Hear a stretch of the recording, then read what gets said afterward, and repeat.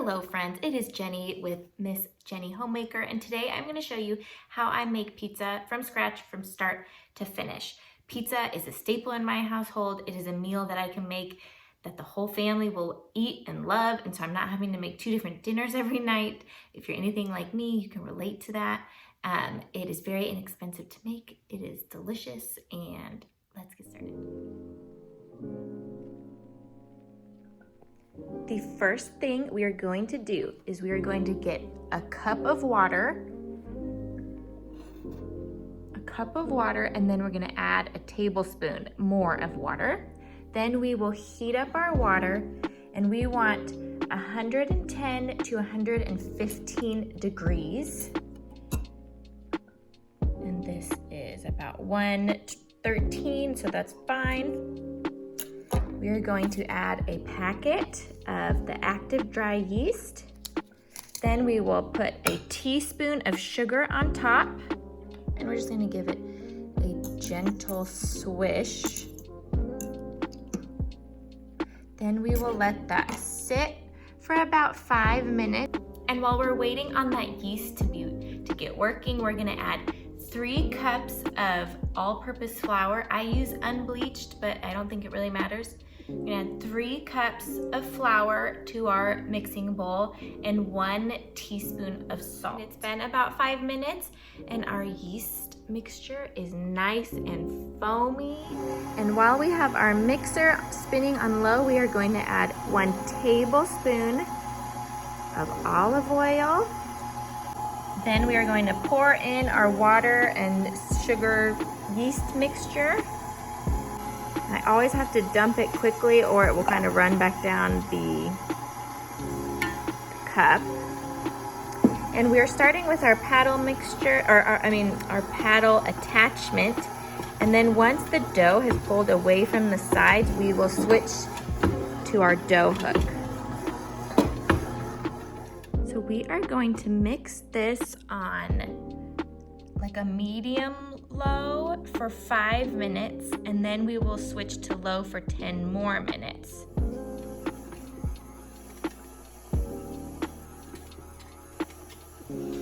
And the cost breakdown of this dough, so I'm using about less than 50 cents worth of flour. I buy just a 25-pound bag. It's less than $12. And so we're using less than 50 cents worth of flour. And then the yeast packets, I think they're like $1.74 for a pack of 3 at Winco.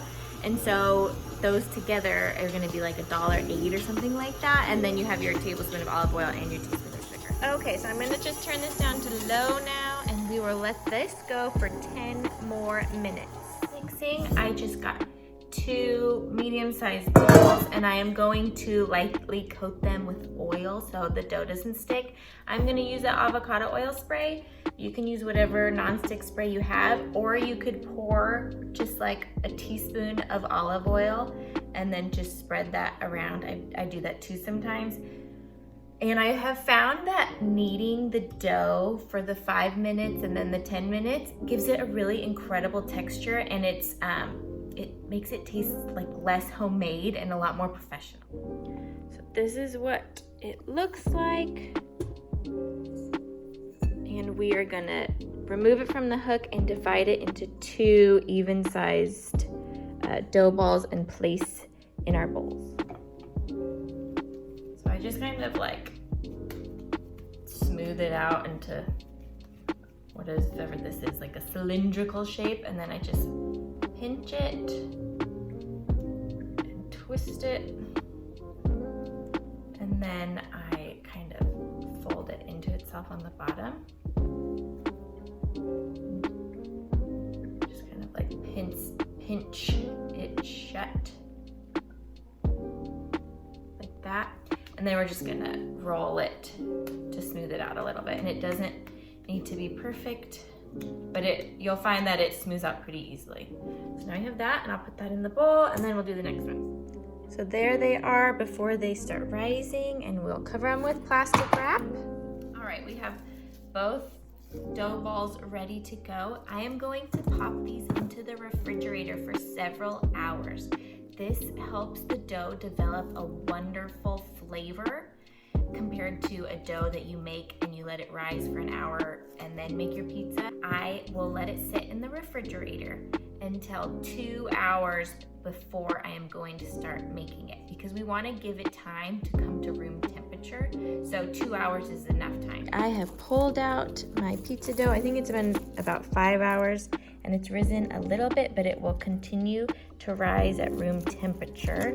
So I'm gonna set this out for 2 hours before I start assembling our pizza. It is time to start our sauce. Let me flip the camera around here and show you what you'll need. 1/4 cup of olive oil, 2 to 3 cloves of garlic, your crushed tomatoes, tomato paste. You're gonna use a tablespoon of basil, a 1/2 teaspoon of oregano, a teaspoon of salt, and then just kind of like a sprinkle in of crushed red pepper, or you don't have to use them, but a sprinkle seems to be fine for us and it doesn't bother the kid.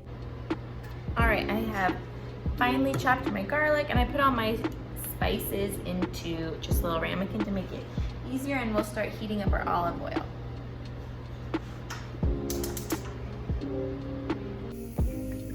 So we'll just saute this garlic for a minute probably.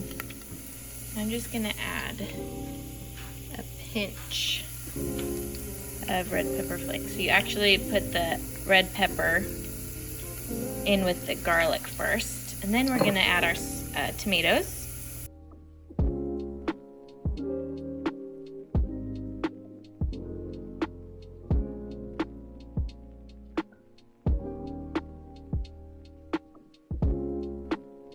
The toppings for tonight, it's just gonna be a pepperoni pizza. And what I do with my pepperoni is I buy the big pack from Walmart, and it's $7.68, and then I come home and I divide it into 4 and I pop them in the freezer. So this much pepperoni will be enough to totally cover 2 pizzas, and it costs me less than $2 for each bag that I make. And then for my cheese, you have to shred it yourself. Everybody knows that it melts so much better that way. And I use a 1/2 block. And so this was $4, and so it's $2 for my cheese, and then less than $2 for my pepperoni. And I have my oven preheating to 475, and I let this heat up for an hour before I'm gonna put the pizza in. A hot oven is key to a great crust. I'm gonna add the tomato paste, and once I add the tomato paste, it only needs to cook for about 3 more minutes, and then I'm just gonna turn it off so it cools a little bit before I add it to my pizza. And when I make this sauce, it is enough for 4 pizzas, and I only need 2, so I will spread it over my pizza, and then the other half that I have left, I'll put it into like a Tupperware container, and I'll freeze it for the next time. So it's nice. I only have to make it every other time I make pizza. That would be bad, huh? If I got pizza sauce on my fingers. When it all just like splattered out in the pot, splattered. Yes, it will probably burn me. It'll probably burn your whole finger off. That would make it hard for me to cook, huh? And Dad has to cook. Daddy would have to cook. That would be a little crazy. Just a plain old baking sheet. You can use a pizza, what's it called? Pizza pan if you want, but I find that the cornmeal falls through like the little holes, and it's annoying to me, so I just use a baking sheet. So I'm gonna just apply a thin layer of cornmeal, and then we will spread out our pizza dough. All right, so my dough has been sitting out. It's been like 2.5 hours on the counter, so it's definitely room temperature now, but you can see how much it has risen, and it's nice and airy, but it's not sticky to touch. When you have a little bit too much water in your dough, it's sticky and it's just harder to work with. Okay, and people ask me if I use a pizza stone sometimes, and I have one, and I did try it for a while, but I just found it to be way more trouble than it was worth, having to use the noticed that it didn't stick to my bowl. But a pizza stone, to me, was more trouble than it is worth, and having to use like the paddle and like shove it in there is just like way too stressful for me. So, and I really didn't notice enough of a difference in the crust to make it worth the trouble. So, I do not think it is necessary.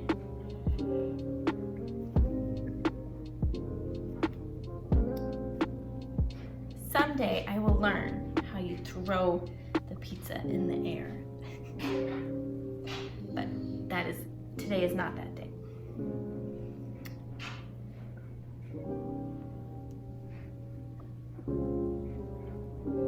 Okay, so once it gets so big that it's gonna start like folding over and sticking to itself, I put it down on my pan. And then I just kind of make my way around and keep stretching it. And really this dough is the perfect consistency because it's strong enough for me to do this without it tearing, but it's also soft enough for me to work with.